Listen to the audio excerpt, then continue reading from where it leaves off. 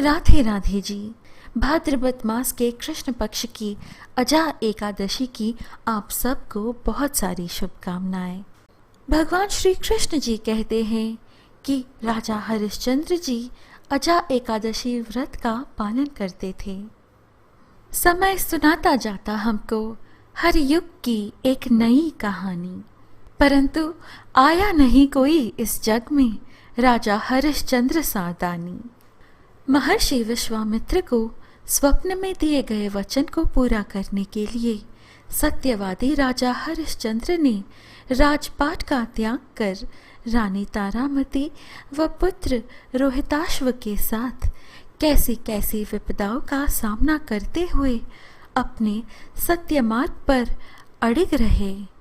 सत्यवादी राजा हरिश्चंद्र रानी तारामती व नन्हे रोहिताश्व की मर्मस्पर्शी अमर कथा। भक्तों, सतयुग में राजा हरिश्चंद्र ने जन्म लिया। उनके सत्य की परीक्षा से एक बार ब्रह्मांड भी हिल गया। सतयुग में कुल सूर्यवंश था, जन्मे देव पुरुष हैं इसमें। सूर्यवंश कुल में आए हैं रामचंद्र जी त्रेता युग में। सत्य धर्म पालन इस कुल में सदियों से होता आया। सत्य धर्म का आसमान पर सदा दीपक जलता आया। हरिश्चंद्र से बड़ा नहीं था सतयुग में कोई भी दानी। महाराज हरिश्चंद्र की धर्म ध्वजा फहरा रही थी। उनके सत्य का प्रकाश सारे संसार में फैला हुआ था। उनके यश और कीर्ति से चारों दिशाएं गूंज रही थी। उनके राज्य में अन्न धन की कोई कमी नहीं थी। वर्षा समय पर होती थी। चोरी डकैती का तो कोई नामो निशान भी नहीं था। ना कभी अकाल पड़ता था, ना किसी की अकाल मृत्यु होती थी। ये सब उनके सत्य का प्रभाव था। उधर एक बार देवलोक में मुनि विश्वामित्र जी, इंद्रदेव जी और नारद मुनि जी तीनों बैठे देवलोक में। सत्य धर्म पर बात चल रही, कौन बड़ा है तीन लोक में। विश्वामित्र जी गर्व से बोले, सच कहता हूँ मुनि नारद जी, इंद्रदेव जी से बड़ा ना कोई। सत्य धर्म का आग विशारक, आज सृष्टि में इंद्रदेव जी से कोई नहीं है बड़ा दानी। नारद मुनि जी विश्वामित्र जी की बात चुपचाप सुन रहे थे। नारद जी ने कहा, मुनिवर, आपका संभाषण असत्य है। इस समय अयोध्या के राजा हरिश्चंद्र सबसे बड़ा सत्य धर्म का पालक है और वे ही सबसे बड़े दानी भी हैं। धरती पर जाकर आप स्वयं अपनी आंखों से देख लीजिए। विश्वामित्र जी को बहुत बुरा लगा। नारद जी के वचन से इंद्रदेव जी भी उदास हो गए। विश्वामित्र जी तिल मिलाकर बोले, हरिश्चंद्र जी राजा हैं जग में, राज सुखों का भोग कर रहा, माया जहां बिछी है पग में, शासक है सांसारिक प्राणी, सत्य धर्म को क्या जाने। सत्य निभाना बहुत कठिन है, सत्य इसे हम ना माने। धन वैभव में तो हो जाए अभिमानी जग का हर प्राणी। नारद मुनि जी बोले, विश्वामित्र जी, जो अटल सत्य है उसे अहंकार के कोहरे से ढका नहीं जा सकता। मैंने जो कह दिया उसमें तिल भर भी शंका का स्थान नहीं है। यह कहकर नारद मुनि जी चले गए। इंद्रदेव जी ने विश्वामित्र जी से कहा, नारद मुनि जी के वचन कभी असत्य नहीं होते। यदि ऐसा है तो आपने मुझे जो वरदान दिया है कि तीनों लोकों में मैं ही सबसे बड़ा सत्य का धर्म का पालक हूँ और सबसे बड़ा दानी हूँ, वह झूठ हो जाएगा। और ऐसा है तो एक दिन मुझसे मेरा राज गद्दी भी, यह सिंहासन भी छिन जाएगा। इंद्रदेव जी के वचन सुनकर विश्वामित्र जी का अभिमान जाग उठा। विश्वामित्र जी देवराज इंद्र से कहते हैं, सत्य धर्म की परिभाषा यदि राजा हरिश्चंद्र भूल ना जाए तो उनका तपोबल वही झूठ हो जाए। ये है राज ऋषि की वाणी। विश्वामित्र जी देवराज इंद्र से कहते हैं कि उनकी दानशीलता को सारा संसार जानता है। वे ही धरती को जल से सींचते हैं। इस प्रकार आप धरती को हरा भरा करते हैं। खेतों में अनाज उगता है। न जाने कितने जीव जंतु, पशु पक्षी प्राणी आप ही के दया पर जीते हैं। राजा हरिश्चंद्र यह सब कर सकता है क्या? अरे, किसी भिक्षक के झोली में भिक्षा डालकर कोई दानी नहीं बन जाता। अब देखिए मेरी योग माया का चमत्कार। राजा हरिश्चंद्र को उसी दिन स्वप्न में दिखलाया। एक ब्राह्मण लिए कमंडल राजा के दरबार में आया। ब्राह्मण को देख राजा खड़े हो गए और बोले, ब्रह्मदेव आज्ञा दीजिए, मैं आपकी क्या सेवा करूं?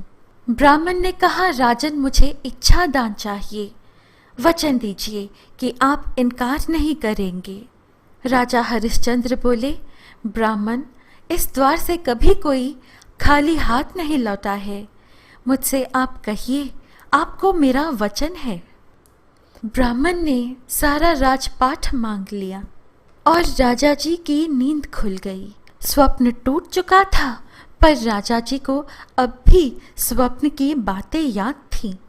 राजा हरिश्चंद्र जी के मुख पर चिंता देखकर रानी तारामती जी ने उनसे इसका कारण पूछा, तो राजा जी ने उनसे उनकी स्वप्न की सारी बातें बता दी।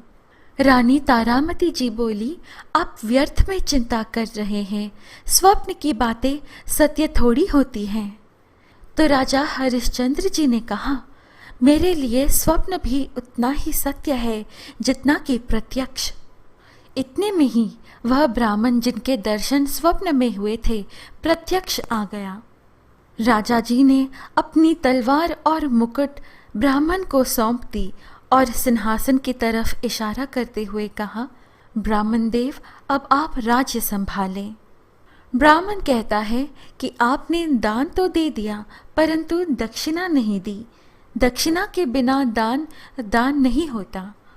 राजा हरिश्चंद्र जी तभी अपनी तिजोरी से 1,000 स्वर्ण मुद्राएं मंगवाते हैं। तो ब्राह्मण कहते हैं, अरे यह क्या, अब तो तुम्हारा राज्य पर और तिजोरी पर ना किसी पर कोई भी हक है। दानी के नाम पर तुम ढोंगी लगते हो। राजा हरिश्चंद्र जी अपने भूल के लिए क्षमा मांगते हैं। एक राजा जो नित्य सहस्त्रों में दान करते थे, उनके पास अभी एक ब्राह्मण को दक्षिणा में कुछ देने के लिए भी शेष नहीं बचा था। वे ब्राह्मण से 1 मास का समय मांगते हैं और वे रानी तारामती जी और पुत्र रोहिताक्ष राज्य वस्त्र छोड़कर, आभूषण छोड़कर साधारण वस्त्रों में राज्य अवध की राजधानी छोड़कर चले जाते हैं। प्रजा ने उन्हें रोकने की बहुत कोशिश की, पर वे नहीं माने। अनजानी डगर की ओर वे बढ़ते गए। राजमहल में जहाँ रानी के कोमल तन पर फूल चुभते थे, अब वन के कठोर रास्ते पर कांटे चुभ रहे थे। उनका नन्हा पुत्र जो छाया में भी कुम्हला जाता था, उसके पग में अब छाले पड़ गए थे।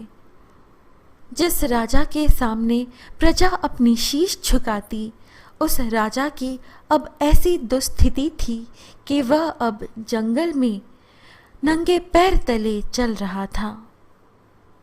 भूख लगी तो कभी बैर खाए तो कभी पानी पीकर ही सोना पड़े। 1 माह में देनी होंगी 1,000 स्वर्ण मुद्राएं। राजा कहीं पत्थर तोड़ते, रानी ढोए ईंट कहीं, तो रोहित कहीं मांझता बर्तन। समय बीतता गया। 29 दिन बीत चुके थे। कड़ी मेहनत कर उन तीनों ने मिलकर 1,000 स्वर्ण मुद्राएं इकट्ठी करी। वे निश्चय करते हैं कि पहले काशी विश्वनाथ जी के दर्शन पाकर ही वे अयोध्या लौटकर ब्राह्मण जी का ऋण चुकाएंगे। देखिए विश्वामित्र जी की योग माया। स्वर्ण मुद्राओं की वह पोटली हाथ से चूक कर नदी में गिर जाती है। बहुत ढूंढने के बाद भी वह नहीं मिलती। उनके महीने भर की कमाई देखते ही देखते पानी में चली जाती है। राजा हरिश्चंद्र जी उदास हो जाते हैं। वह माह का आखिरी दिन था, वह एक दिन में ऋण कैसे चुका पाएंगे। तभी विश्वामित्र जी वहां प्रकट हुए और उन्होंने अपनी दक्षिणा मांगी। राजा हरिश्चंद्र जी एक दिन और का समय मांगते हैं। विश्वामित्र जी कहते हैं, तुमने जो एक महीने में कमा नहीं पाए, क्या एक दिन में कमा पाओगे? यह कैसा संभव है? कहीं तुम दक्षिणा हड़पने की तो सोच नहीं रहे? राजा हरिश्चंद्र जी जवाब देते हैं, मुनिवर, यह सूर्यवंश के मान मर्यादा की बात है। हरिश्चंद्र उस पर आंच नहीं आने देगा। प्राण जाए पर वचन ना जाए। मेरा विश्वास कीजिए, सूर्यास्त तक मैं आपको दक्षिणा दे दूंगा। राजा हरिश्चंद्र उदास होकर चल रहे थे कि उनकी दृष्टि एक ऐसे बाजार पर पड़ी जहां दास विलाम हो रहे थे। राजा स्वयं वहां पर जाकर खड़े हो गए, लेकिन वे इतने दुर्बल हो गए थे कि उन्हें खरीदने के लिए कोई भी सामने नहीं आ रहा था।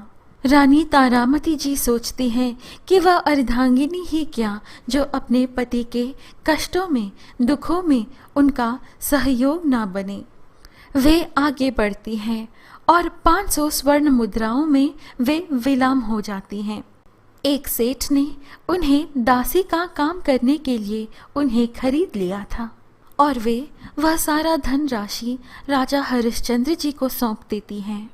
इतने में उनका 5 वर्षीय पुत्र रोहिताश्व रोने लगता है।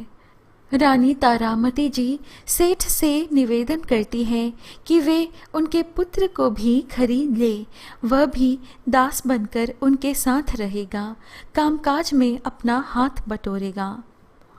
सेठ विचार कर उन्हें 250 स्वर्ण मुद्राओं में खरीद लेते हैं।